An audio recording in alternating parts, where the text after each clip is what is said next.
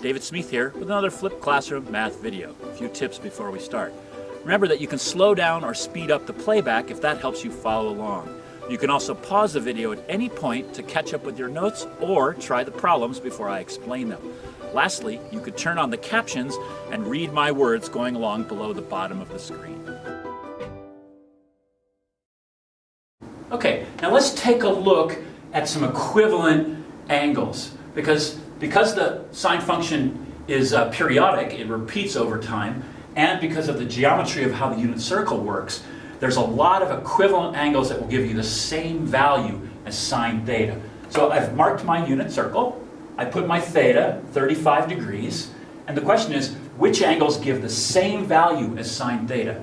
Now, I urge you to resist the temptation to pull out your calculator and start pumping in values and seeing, because the unit circle is a quick and easy way that also, if you can use it, you have a much deeper, higher critical thinking level understanding of how this works. Okay, so let's take a peek here.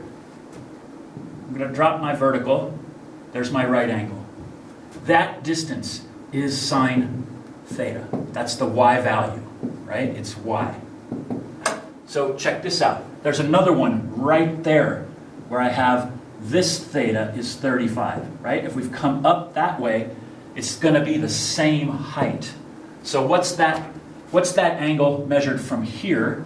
That would be sine of, all the way to there is 180. We've come back 35, so that's 180 minus 35. So that's going to be sine of 145. Now, if you want to pull out your calculator, you can verify that sine 35 gives you the same value as sine 145. And you'll find out that that's true. Okay, now, this is a repeating function. So think about, there's other angles that will give us the same value as sine 35. Here's an obvious one. If I just go another 360 from here, I'm going to be in the same vertical position. In fact, you just have to figure out all the ways you can rotate around the unit circle and wind up either here or here. These are the two spots that give you that same value that sine 35 gives you. So let's do sine 360 plus 35. That's going to be sine 395. And that's going to give you the same value as sine 35. Now, pause the video and think. Come up with like one or two others. There's an infinite number. Okay, so don't just add two 360s. That's the same idea. Come up with a different idea and find at least two more angles that will give you the same value as sine 35. Okay, how about if we went negative 360 from there? Okay, so that's going to be sine 35 minus 360, and that gives us, where am I? Sine of minus 325. Now if you put that in your calculator, you can take the sine of a negative angle. What you're basically saying is, starting here, let's go negative 325 degrees, which is going to put you right back at that same spot.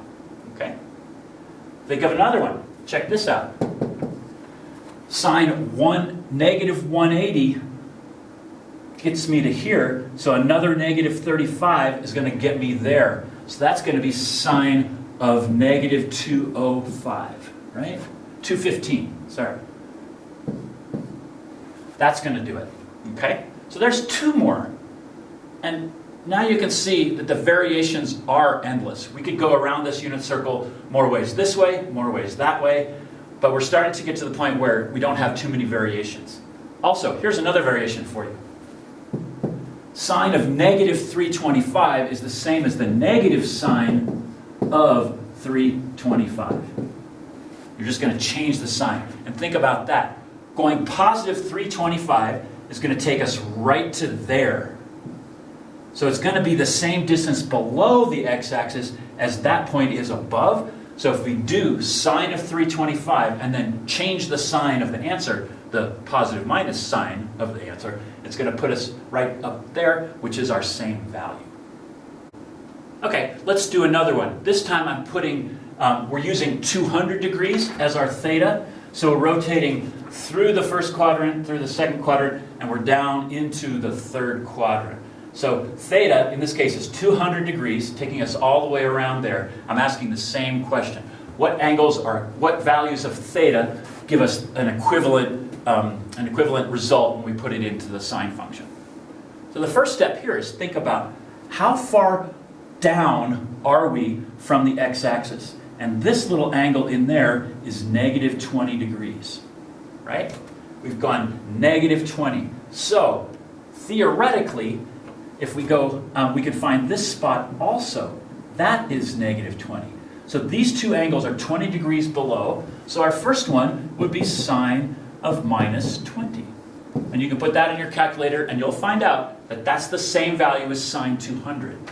So just like with that last problem, now all we need to do is find thetas that rotate us around the unit circle either direction and stop us at either here, 20 below, or here, 20 below.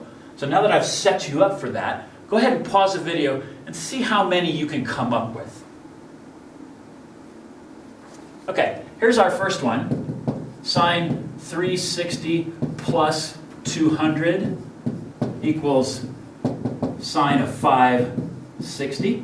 That's just going around to here and then a whole round one more time to there. Okay? We can also do sine of 360 minus 20, which is sine 340. And that's just going from here all the way, not quite up to 360, 20 less. That also puts us there. So that's going to have the same value. See, we did sine minus 20, sine 560, sine 340. How about if we go negative to get to here? So negative 180 would be all the way up to there. So we want to go 20 less.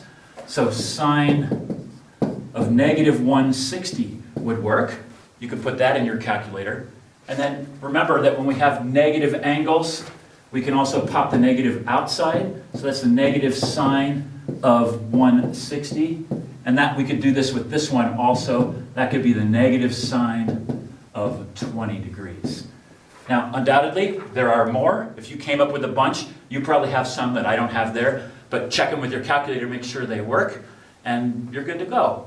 So, to summarize, calculator is a great verification tool, but if you understand how the unit circle works and how the sine function works, you should be able to do all these kind of problems just visualizing with a unit circle diagram and then thinking about how to rotate to get to the desired locations for sine theta.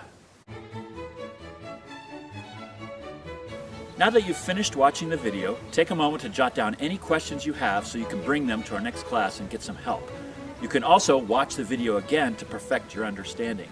If you enjoyed it, please click the like button down below, and if you'd like to help me grow my YouTube channel, please click subscribe.